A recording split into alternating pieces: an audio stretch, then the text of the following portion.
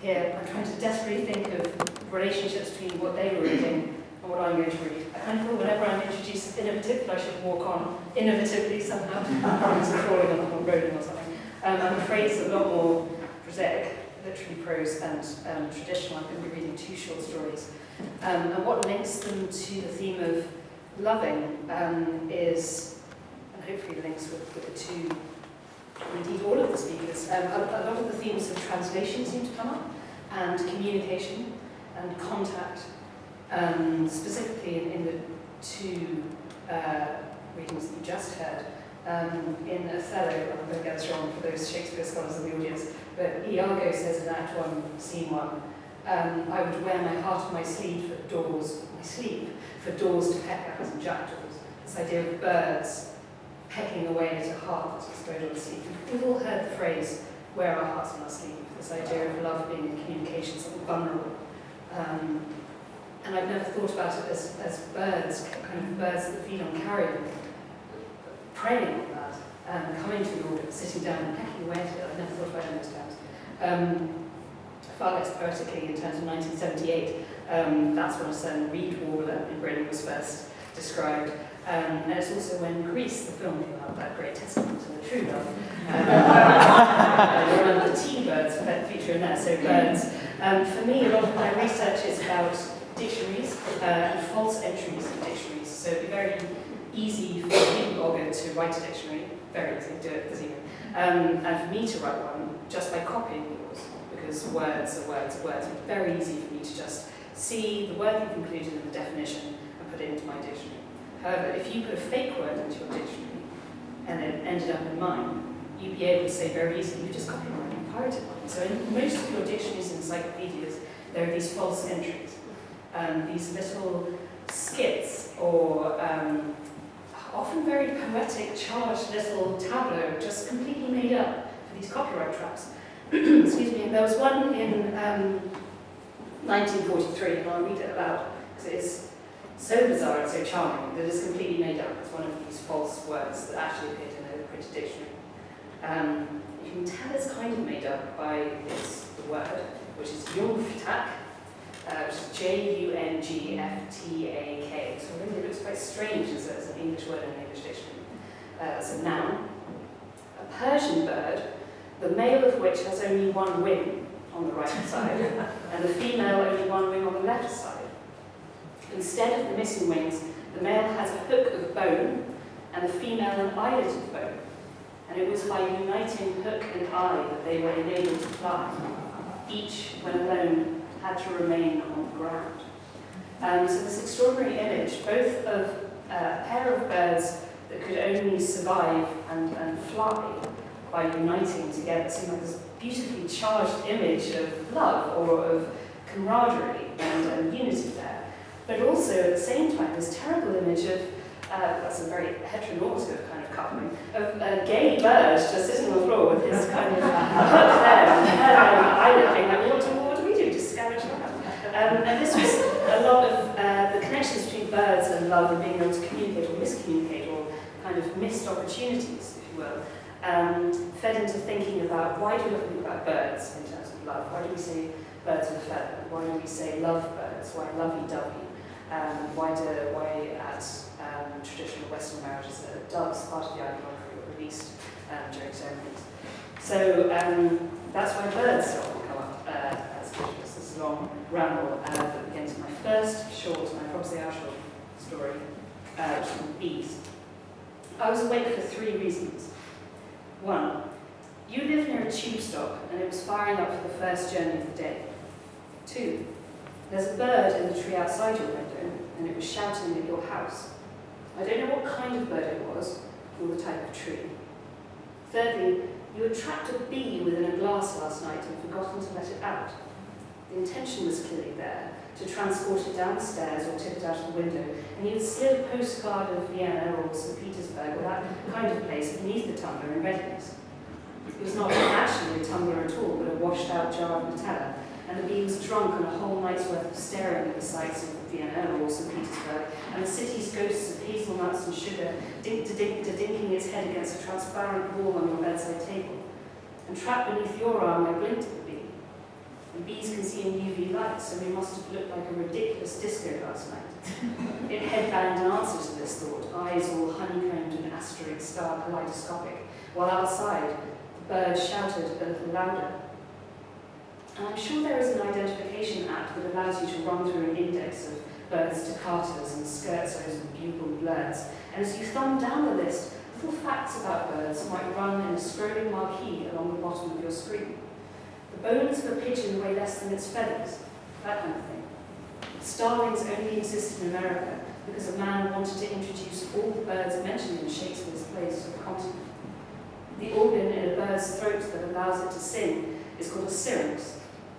I test this word now between my teeth, and it feels far sprightlier and more lovely a word than the word larynx. This was a good call on the anatomist's part, I think. You stare as I say the word larynx aloud, and you turn a little on the pillow, causing crow's feet folds in your pillow around your head. Sleepily, I wonder whether there could be an equivalent app for identifying bees by their song, before remembering that they do not sing, not for us anyway. They dance. And I make a note to look up bee facts later in the day for balance's sake. Just yesterday I read a study that found older honeybees effectively reverse brain aging when they take on those nest responsibilities, typically handled by much younger bees. Bee brain, I say softly out loud, and the crow's feet of your pillow deepen imperceptibly.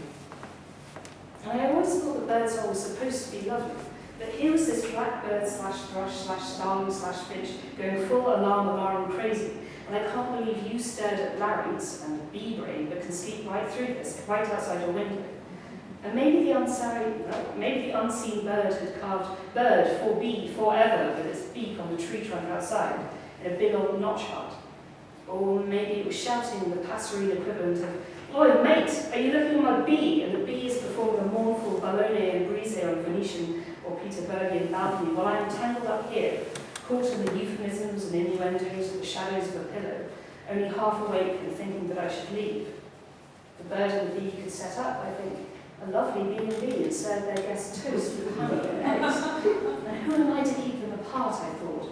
A bee in the hand is worth two in the bonnet, I think, confused. And I pick up the glass, and I stumble to the window that is not mine. And now the window is open, and the glass is overturned, and the bee has flown out by my ear, and it has become a comma in the air, and the blackbird slash thrush slash starling slash finch has joined it in the air, and the commuters at the station beneath your window applaud the bee and the bird and the considerate naked woman with her arms flung out, framed in the window above their platform, as this was all an opera. And then the same commuters stop and they step into their train, and the curved glass of the carriage is shut behind them.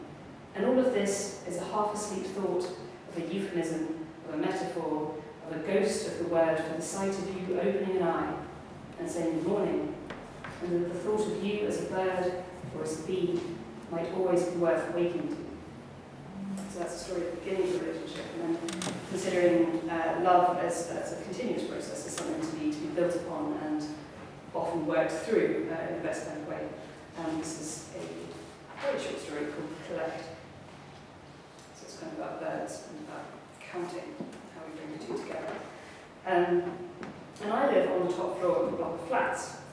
The flats were built in the 1930s and retain a number of the original architectural and ornamental features. According to an estate agent's bump that came sliding under my door, all the flat's windows boast painted steel with long horizontal panes and curved corners to bays. The very thought of windows boasting. I racked the humble grab of my kitchen window with a fingernail, and wondering when I had last cleaned its surface, I dropped the estate agent's leaflet into the recycling and went to watch a documentary about birds. Apparently magpies feel grief, and on occasion hold funeral-type gatherings for the dead members of their community. Some magpies have even been observed laying wreaths made of straw beside their comrades' bodies. All the experts in the documentary use very emotive language like that. With the curtains drawn and the evening settling down, the television throws strange blue shapes up and across the walls of my living room. Wrapped around a small communal garden, my block of flats is shaped like a horseshoe or a crab's pincer or a stiff hug. I have a good view of everything out here that goes on in the garden, and from my vantage point on the fourth story, the only people that ever use the garden, as far as I can see, are an elderly couple from way down on the ground floor, boys out there tending to the garden's borders and tussling with the brambles. According to one of my neighbours, this couple moved into the block when it was brand new. I see them day after day deadheading various things, dibbling various soils and making slow but steady watering can progress around the garden's perimeter. It sounds ridiculous, but from my flat up on the top floor I could never make out the gender of this couple. They both had close-cropped grey hair and seemed to keep a uniform of shapeless, figure-swapping jumpers. They whistled rather than spoke, I thought, to one another. Always the same songs with the same low notes. The bird documentary taught me that the Eurasian magpie's genus and species is Pica pica. We have magpies sometimes in the garden. I see them swaggering around in their glossy tuxedos, and I imagine all of my neighbours counting their numbers as we spot them from our windows. One for sorrow, two for joy. I once heard a child from downstairs shout through an open window at a solitary bird, "Good morning, Mr. Magpie. How is your lady wife today?" And the elderly couple had been pruning one of the plum trees and both visibly jumped at the shout. The magpie in question seemed unruffled as far as I could see, and I remember that I closed my own window. The noise of the unoiled latch sounded like the word pica twice. The segment of grieving magpies finished on the documentary, and it turns its attention to a type of bowerbird that's found in Australia. You've probably heard of it. It is best known for its courtship rituals.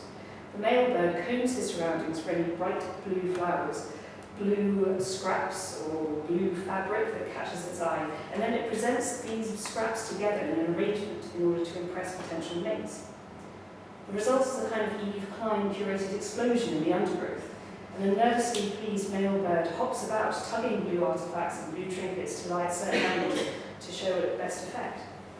I watch as the camera tracks the bird approaching the documentary maker's tent, eyeing up their production notes that it's being filmed, and making a dash for a blue pendant out of its collection. The documentary narrator doesn't mention this fact, but I notice when she pops up on screen that the female bowerbird's eye is exactly the same shade of blue. 3 for a girl, 4 for a boy. And it's morning now, and the world is going around the block, and the word rather is going around the block, that one of the gardening couple is not well, too ill to leave their bed. That's what they're saying. The woman in the next door flat tells me that if the elderly couple could have been married, they would be celebrating 60-year anniversaries this month. I don't know how she knows this. Is 60 years gold, I asked instead, putting the recycling outside my door. 50 years is gold, she said. 60 would be diamond. And at lunchtime, I look out of my boasting window and I watch the single gardener go about their task. It is twice the work and takes twice as long. The garden looks impossibly empty with only one of them there.